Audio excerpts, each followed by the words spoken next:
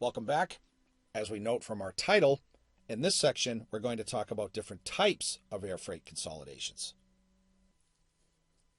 The most common type of air freight consolidation is one with multiple shippers and consignees. And as we've defined before, the shipper is the supplier overseas, the consignee is the U.S. importer.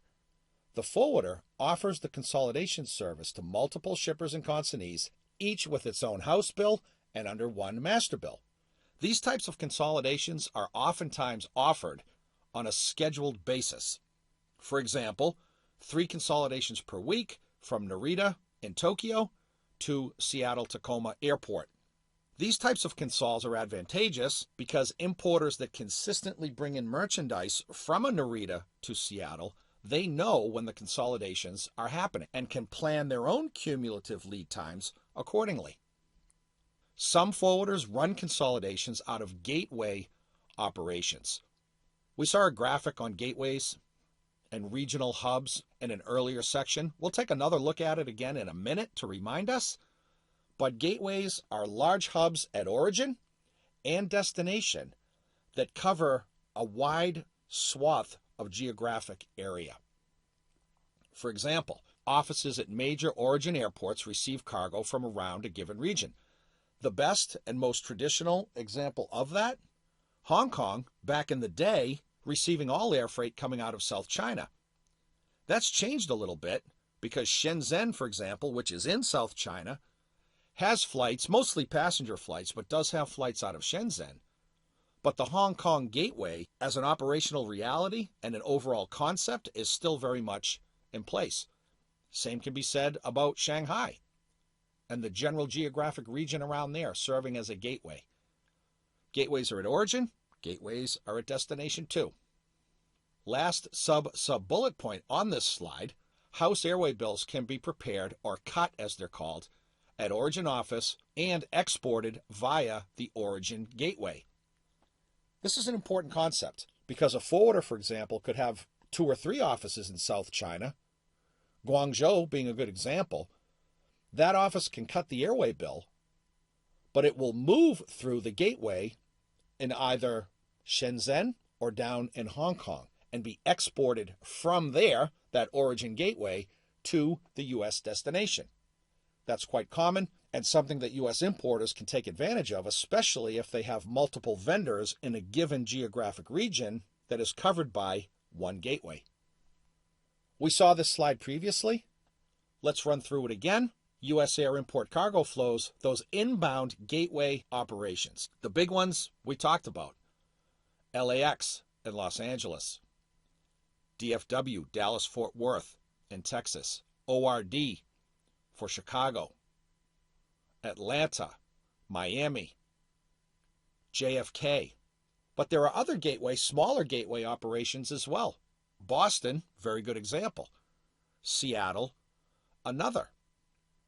So the idea of a gateway isn't just limited to these big players, the LAXs, the JFKs, etc. They can be regional gateways too. The point being that we as importers have to know not only where is our cargo going to, where is it being imported into the United States, but what airports are our shipments coming through.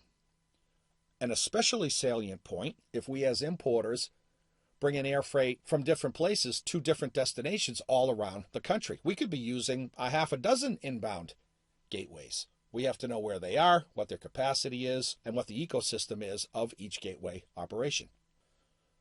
Consolidations can also be offered on a back-to-back basis. This is a fairly unique concept, pretty cool idea, actually. We'll explain why right now. Second bullet point, a back-to-back consol is made up of a single shipment, a single vendor going to a single importer.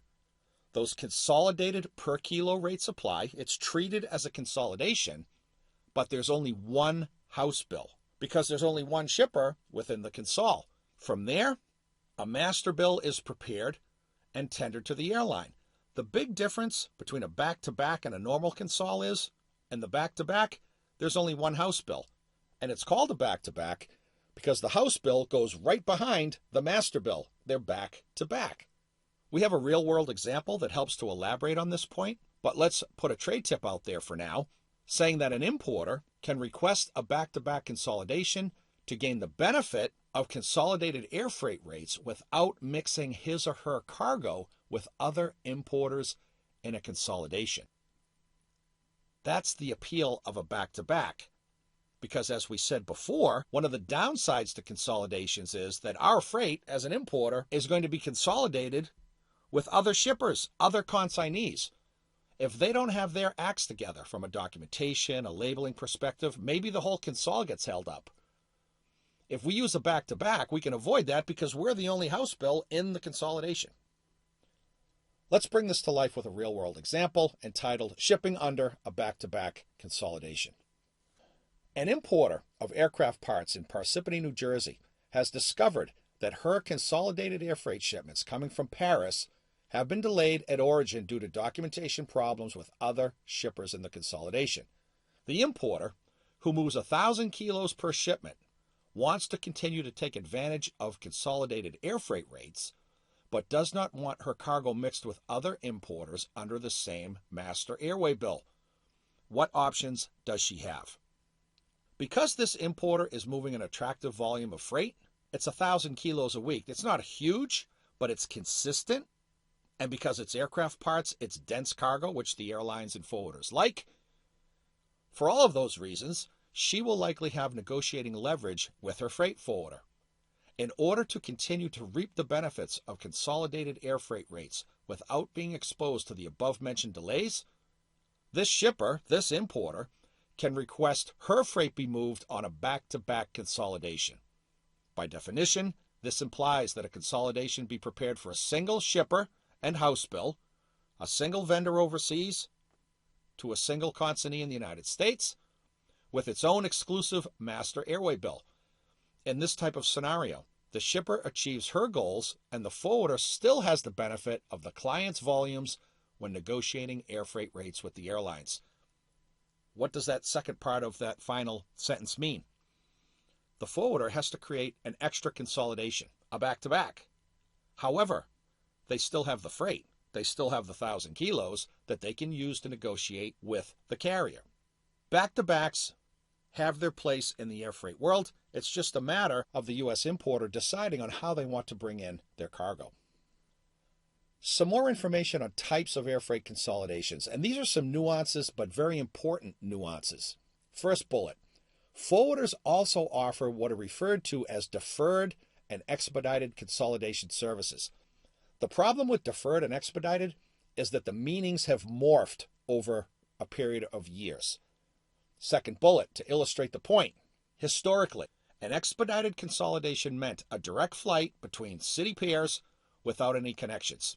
For example, Hong Kong to San Francisco, direct.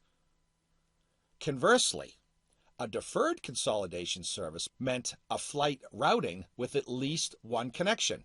For example, Madrid Airport via CDG, that's Charles de Gaulle Airport in Paris, to JFK. It's deferred. It takes longer because there's a connection that needs to be made.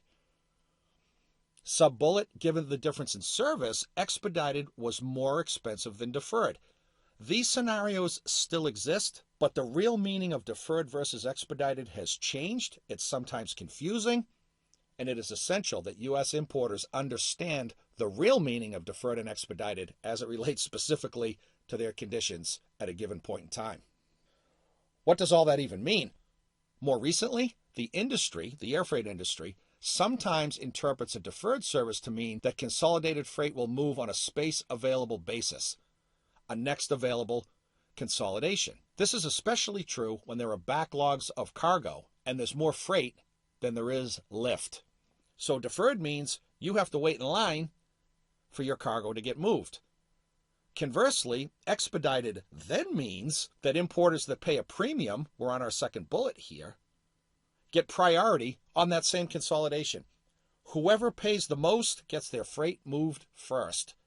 And that has become, in some instances, the difference between expedited and deferred. As a trade tip, and this illustrates the point even further, forwarders sometimes sell deferred and expedited service on the same city pairs and flight. It's the same aircraft. Whoever pays the most. If you'd like an analogy, think about if you've ever been to Disney and the price of admission that you pay versus the extra you can pay for a fast pass to cut everybody in line. It's the same exact principle. Whoever pays the most, their freight gets moved first. It's as simple as that. That will finish up section 14. When we come back, as you can see in the title, now we're going to do the calculation of actual versus volume weight. See you then.